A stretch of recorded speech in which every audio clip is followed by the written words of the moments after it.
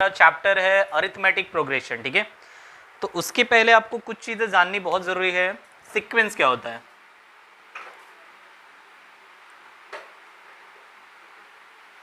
ठीक है, तो सीक्वेंस क्या होता है? सीक्वेंस मतलब किसी भी नंबर का अरेंजमेंट।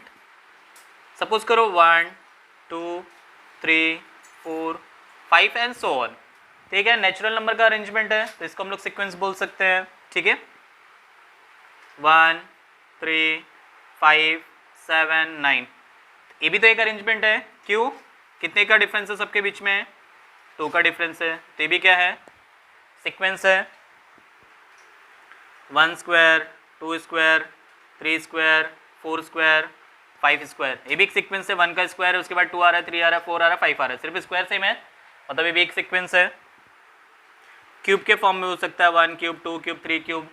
मल्टीपल फॉर्म में हो सकता है 3 3 3 9 9 3 27 27 3 समथिंग 81 एंड सो ऑन, तो भी एक सीक्वेंस है। मतलब ये सारी चीज़ें क्या है आपकी? सीक्वेंस। ओके, तो किसी भी एक प्रॉपर अरेंजमेंट में, प्रॉपर ऑर्डर में अगर कोई चीज़ को अरेंज किया गया है तो उसको हम लोग क्या बोलते हैं? सीक्वेंस। तो सीक्वेंस समझ में आ गया। उसी में आपका अरिथमेटिक प्रोग्रेशन भी है। तो अरिथमेटिक प्रोग्रेशन मतलब क्या होता है ना, कि जो अरिथमेटिक प्रोग्रेशन है ये आपको एडिशन और सब्ट्रैक्शन से ही मिलेगा। अरिथमेटिक प्रोग्रेशन मतलब क्या?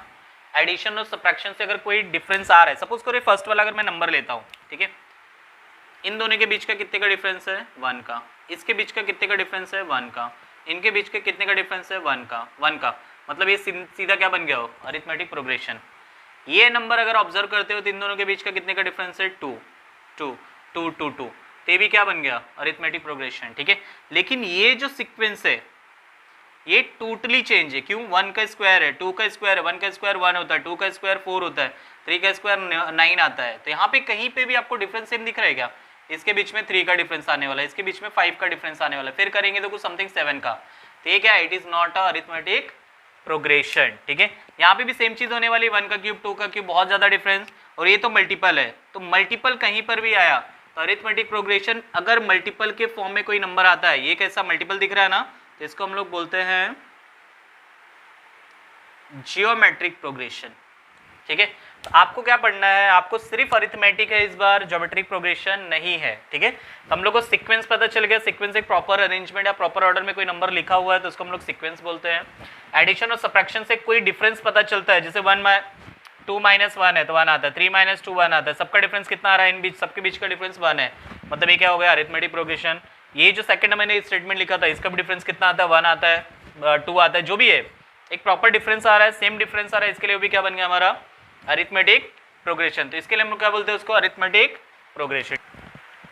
इंट्रोडक्शन पार्ट हो गया हमारा। आगे देखते हैं टर्म्स इन अ सीक्वेंस ना। तो टर्म्स क्या होते हैं?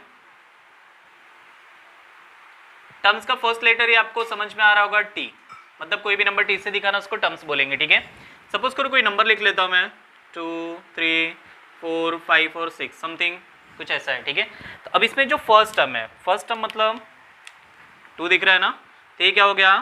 First term. फर्स्ट टर्म को हम लोग कभी भी ए से दिखाते हैं, इसको बोलते हैं फर्स्ट टर्म। फर्स्ट टर्म, ठीक है, और इसी को हम लोग T1 से भी दिखाते हैं। समझ में आ गया? T1 is equal to a is equal to 2, ये क्या हो गया हमारा? T2, ये क्या हो गया? T3, ये क्या हो गया? T4, ये क्या हो गया? T5। तो समझ में आ गया? इसको फर्स्ट टर्म मतलब ए, तो ए मिल गया, A2 T2 T3 T4 T5, ऐसे आप लिख सकते हो। इसको बोलते हैं टर्म्स इन अ सीक्वेंस। समझ में आया? इसमें कुछ एक्टिविटी बेस्ड क्वेश्चन दिए हुए हैं, देखो पेज नंबर 56 पे कुछ एक्टिविटी बेस्ड क्वेश्चन दिया है। 9 15 21 27, here T1 is equal to 9, T2 is equal to 15 and T3 is equal to 21 and so on. तो ऐसे हम लोग लिख सकते हैं 7 7 7, सब में 7 है, मतलब 7 है। देखो ऐसे दिया है 7 7 7 और 7 दिया है ना, तो T1 इज इक्वल टू कितना आ गया? 7 आ गया। T2 भी कितना हो गया? 7 हो गया। T3 भी कितना आ गया? 7 हो गया। T4 भी कितना आएगा? 7 ही आएगा। ठीक है, थर्ड वन है -2 -6 -10 -14, -2 -6 -10 एंड -14, ठीक है। तो T1 इज इक्वल टू कितना हो गया -2, T2 -6, T3 -10 and so on T4 -14। Okay, समझ में आ रहा है? बहुत ही सिंपल है। Terms in a sequence, terms पता चल गया। A is equal to first term हमेशा याद रखो, अभी फॉर्मूला जब बनेगा ना तो उसमें आपको ये पता चल जाएगा कि A मतलब क्या होता है, ठीक है। एक्टिविटी 2 बहुत ही सिंपल है, वो भी कर सकते हैं ना। क्या दिया है उसमें, आपको चेक करना है whether it is arithmetic progression और नॉट। तो फर्स्ट क्या दिया है 1 4 7 10, ठीक है। Just a minute, first activity में फर्स्ट क्वेश्चन क्या दिया है 1 4 7 10 बॉक्स बॉक्स, ठीक है। तो इसको हम लोग को फिल करना है ना। अगर आप ध्यान से देखेंगे तो इनके बीच का जो डिफरेंस है वो कितना दिख रहा है मुझे, 3 का डिफरेंस आ रहा है। इसके बीच में भी कितने का डिफरेंस आ रहा है, 3 का डिफरेंस आ रहा है। इसके बीच में भी कितने का डिफरेंस आ रहा है, 3 का डिफरेंस आ रहा है। मतलब ये जो थर्ड नंबर फोर्थ नंबर है उसके बीच में भी 3 का डिफरेंस आएगा, और ये लास्ट वाले नंबर में भी कितने का डिफरेंस आना चाहिए, 3 का ही। मतलब क्या करेंगे 7 + 3 10 होता है, तो 10 + 3 कितना आ जाएगा आपका 13, 13 + 3 कितना आ गया 16। तो कुछ इस लॉजिक से हम लोग समझ सकते हैं, ठीक है।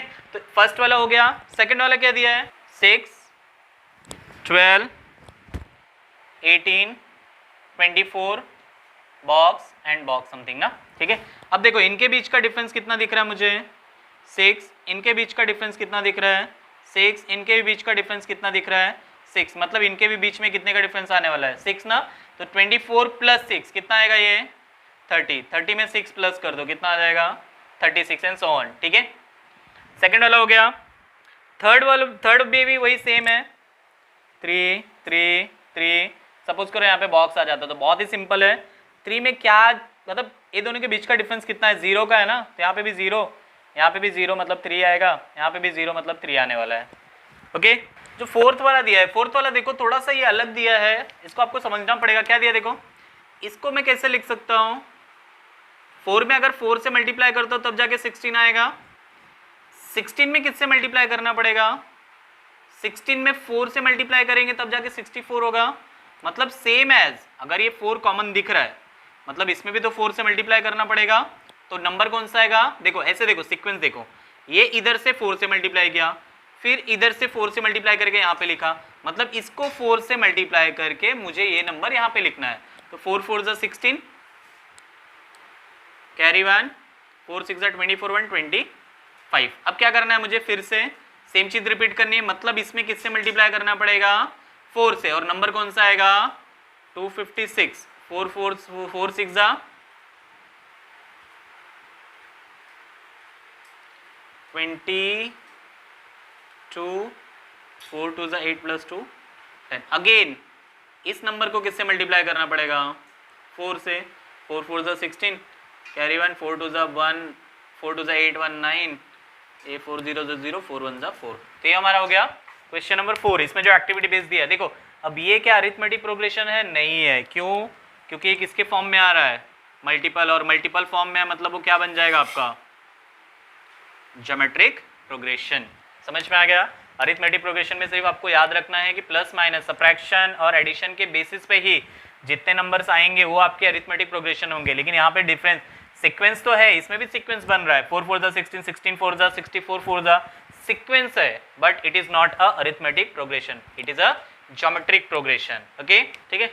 टर्म्स के बाद देखो आपको डिफरेंस पता चलना चाहिए ना। जैसे आपको ऐसा सीक्वेंस दिया था 1 2 3 4 ऐसे दिया है ना, तो आपको पता है ये क्या है हमारा T1 है, ये क्या है आपका T2 है, ये क्या है T3 है, ये क्या है आपका T4, और ये जो लास्ट में बहुत सारे नंबर्स है, सपोज करो इनफाइनाइट नंबर्स है, अगर इनफाइनाइट नंबर्स है तो इसको हम लोग बोलते हैं Tn, वहां पे कोई नंबर है तो इसको हम लोग क्या बोलते हैं Tn, and so on so on so, बहुत सारे ऐसे नंबर्स आते हैं तो इसको क्या बोलते हैं हम लोग Tn, और इसको क्या बोलते हैं लास्ट टर्म।